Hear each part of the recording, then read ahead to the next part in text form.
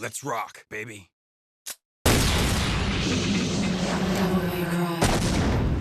Well, with Devil May Cry 5 now upon us, I thought now was a good time to dive into the Devil May Cry series. I have always been a fan of Devil May Cry. Watching Dante and his adventures over the years, he's such a cocky asshole, but that's why you love him. But before we begin, it's time to go over some history.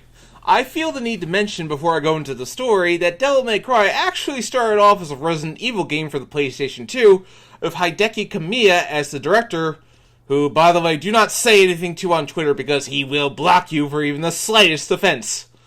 I'm not sure why the game became an entirely new IP instead of the next Resident Evil like originally planned, but the next Resident Evil game would become Resident Evil 4. Supposedly it was considered too much of an action game to be a Resident Evil game.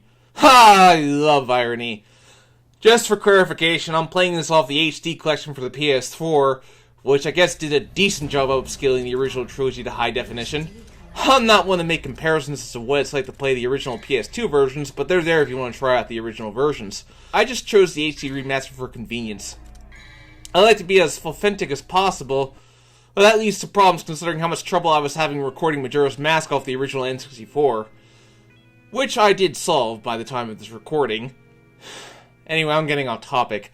Let's start off with the plot of Devil May Cry, and be forewarned, this review contains spoilers for the entire game. So if you haven't played it, well then what the hell are you doing watching this review? Go play it right now! So to start off, we open with some text telling us of how Sparta, the legendary warrior who broke off against the underworld and defended the human world. It's a pretty effective narration that gives us the gist of the lore of the Devil May Cry universe. Present day, we see a woman named Trish heading to a shop called Devil May Cry, which is run by wise-ass Dante. Trish comes in with a job for Dante, but she proceeds to make her point by trying to murder him. Wow. Sword. Time to go to work, guys.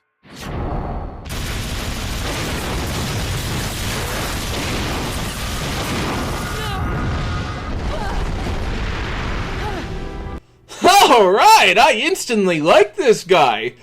Basically, Trish tells Dante that Mundus, the demon who Dante blames for the death of his family, is planning a return. Dante and Trish arrive at an immense castle, at which point Dante and Trish are separated, while Dante is left to explore the castle on his own. Dante encounters several of the monsters repeatedly. Phantom Spider, Griffith, and this guy, the Black Knight, who has a connection to Dante. Unfortunately, the Phantom Spider really suffers from being rather unintelligible.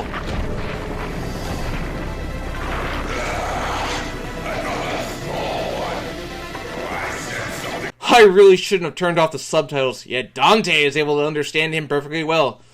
Can I mention that Dante is really subdued compared to how he was in later games? Maybe you could argue the fact that he's on a revenge mission. Maybe it was too easy for you. Mundus. His heinous ways make me sick, killing even his own, like they were nothing. He's the one that took the life of my mother, my brother, and Shirley. My mother used to always tell me that my father was a man who fought for the people. He had courage and a righteous heart.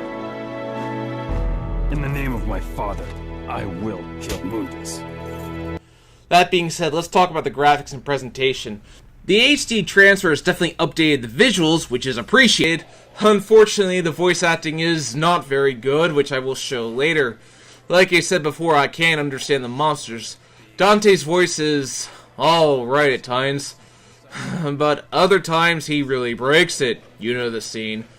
What I will say about the game is that the environments are very appropriate for a game like this. This castle feels haunted. Definitely a leftover from the fact that this was going to be a Resident Evil game. What I really like is that when you are near the end of the game, the castle gets darker because you're getting close to the end of the game, which is a reminder of what's at stake. As for the gameplay, Devil May Cry was the first to include a stylus rating, basically meaning that the longer you keep a combo going, the better your rating will be. Dante will have access to many weapons, primarily his sword, although the attack button for the sword is mapped to the triangle button, which is not something I'm used to. By holding down the R1 button, Dante will shoot his weapons, starting with his handguns, ebony and ivory. Let's rock, baby! But you get access to other weapons throughout, such as the shotgun and the grenade launcher, which has a bit of an annoying lag, but I suppose it gets the job done. One thing that does annoy me is that I can't switch between my weapons at will. I have to go to the menu and do it. Yeah, that's an annoyance. One thing that did kind of bother me at first was the fixed camera angle, which does limit your view of things, but I managed to learn to get around it. The combat that Devil May Cry is about fighting in corners. Of course, that's also where the dodge roll comes in handy, but the controls for how it works leave a little to be desired. I don't know why I have to hold down the trigger button and use the jump button to dodge. Why can't I just use the right analog stick? Dante has two weapons to use: his sword, Alistair, and Ifrit, which gives Dante a flaming gauntlet that he can use to attack hand to hand. But when your meter is filled up, Dante can access Devil Trigger, which makes him twice as powerful and twice as fast, and even heals you up. The Devil Trigger should only be used when you're in a pinch, however, so you'll have to use it wisely. There are also parts where you have to swim underwater, and the only way Dante can attack is by using the needle gun. I was never a fan of these parts. There are also lots of puzzle solving that breaks up the action. I was never much into these parts, but fortunately they don't get in the way too much. You can also get orbs. Red orbs act as currency for you to buy items or upgrades to your moves. Why is the double jump 4,000 red orbs? Seriously, that's always bugged me. Dante can wall kick, which is needed to get on top of platforms. Yellow orbs basically serve as your life meter. Run out of those and you have to redo the level all over again. But since missions are relatively short, that's never too much of a problem. Blue orbs increase your health, and you have to find shards throughout the castle once you get access to all that. Once you get access to all that, Dante becomes quite the powerhouse. It's a good system of getting stronger from how you were at the beginning of the game. There are 4 bosses in the game, and you have to fight each of them multiple times, which gets a little tiring. First up is the Phantom Spider, and you have to constantly jump on top of him and hit his backside. Nothing much to it. Then there's Griffin, a huge freaking bird who goes down easily to the power of the grenade launcher. But the real meat is against Nilo Angelo, who as it turns out is really Dante's brother Virgil. It doesn't really mean anything in the grand scheme of things, but it's something worth noting. He gets progressively harder the more you fight him, but I like the sense of going one-on-one with him. And there's Phasma. Oh god, Phasma. Phasma is cheap and annoying. You have to light up the room to be able to damage him, and then you can whack him like crazy, and you have to do this 3 times. But the third and final time is where you fight him in the underworld, but then Trish reveals her true colors.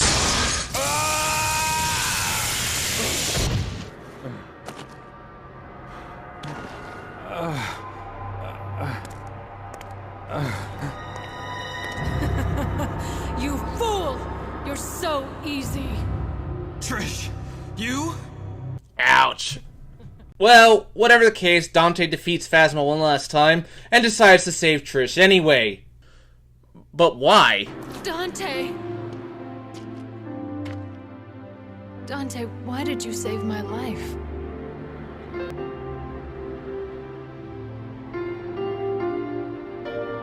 Because you look like my mother.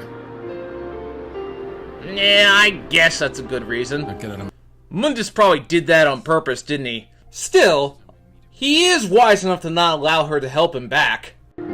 Dante! Don't come any closer, you devil! You may look like my mother, but you're nowhere close to her. You have no soul. You have the face, but you'll never have her fire! Yeah, he's got a bit of a point. So now Dante finally confronts Mundus, who has Trish chained up.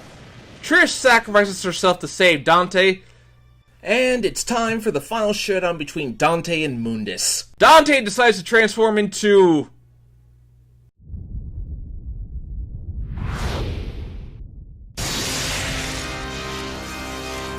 Okay, wow, this is actually pretty freaking awesome! The final battle between Dante and Mundus isn't particularly difficult. You just have to get in close to deal the Devil Trigger attack to weaken him.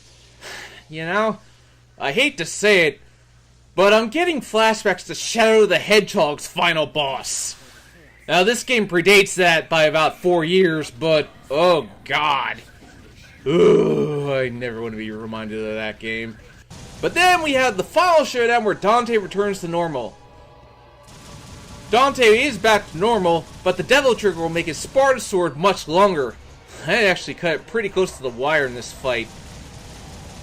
But I managed to get it down with just a little bit of health left to spare because you have to jump on these platforms and get in close to attack him. A little bit of platform to go with the final boss. I guess it works.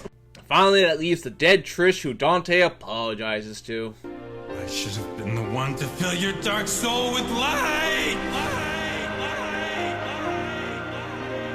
Acting! Anyway, that leads to Dante having to escape the castle before it blows up. Another leftover from being a Resident Evil game, I suppose.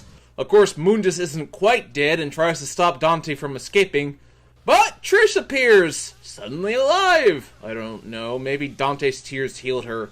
Magical healing tears, that tends to be a thing in fiction. So Dante and Trish defeat Mundus and escape in an airplane. Once again, it feels like something from Resident Evil. So Trish decides to become Dante's sidekick, and they open their new shop, Devils Never Cry. You see, because Trish cried, she is no longer a demon.